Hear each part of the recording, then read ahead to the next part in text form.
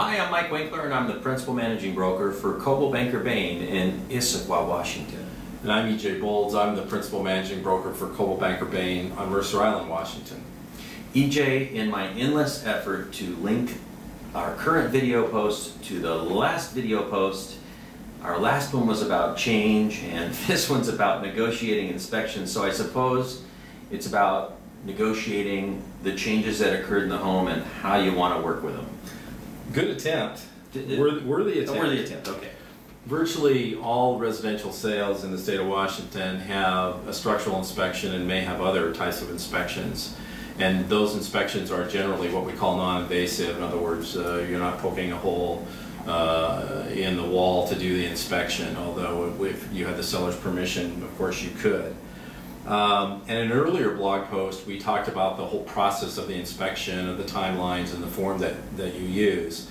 Today we're really talking about the strategies and tactics that somebody might use as they negotiate through that inspection.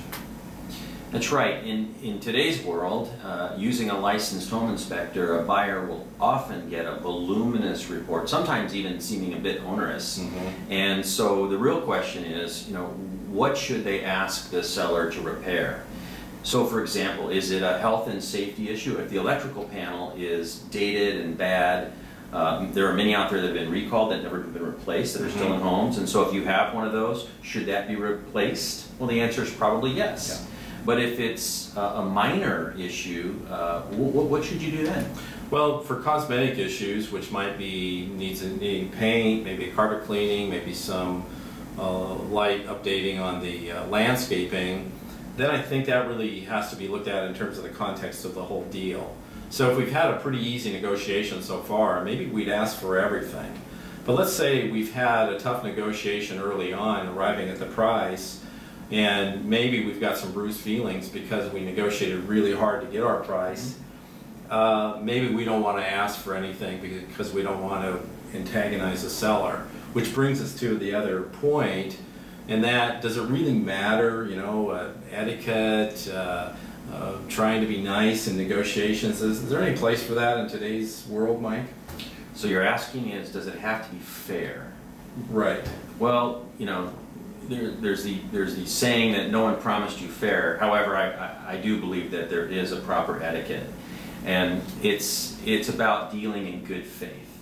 And so if you have value in what you're receiving already based on the price that you're paying, you have to weigh that out. In other words, in today's market in particular, there are people who've lost their jobs, who are short selling the home, and it seems like that's an opportunity to even get a better price and to gouge. Mm-hmm. And it's not that people are bad.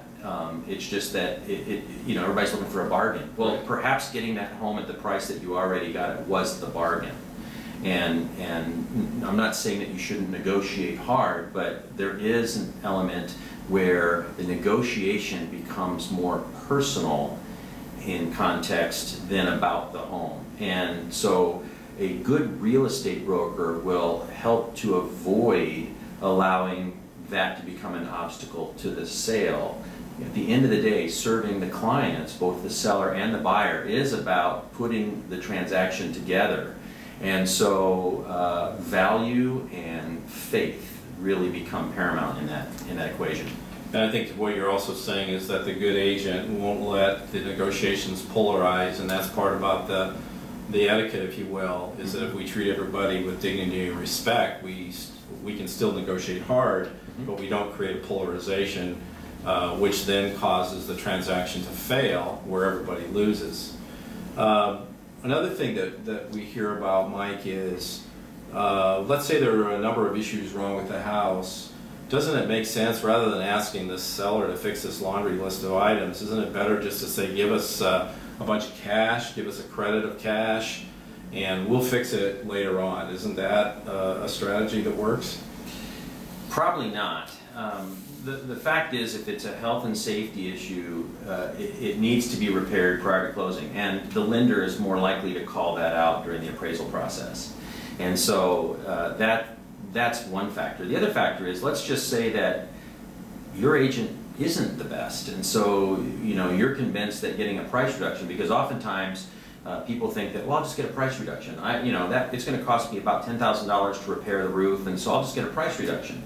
Well, that doesn't put cash in your pocket. So again, it's about making sure that you negotiate correctly and you get repaired what should be repaired, that's health and safety, and you get the fairness and the price, if you will, that matches the value. Does that make sense? It really does, and it is about, as one of our attorneys who will be a guest on here at some point, Mark Shedler, talks about getting the benefit of the bargain. Mm-hmm. And I think that's what you're talking about. I'm E.J. Bowles. I'm Mike Winkler. Till next time.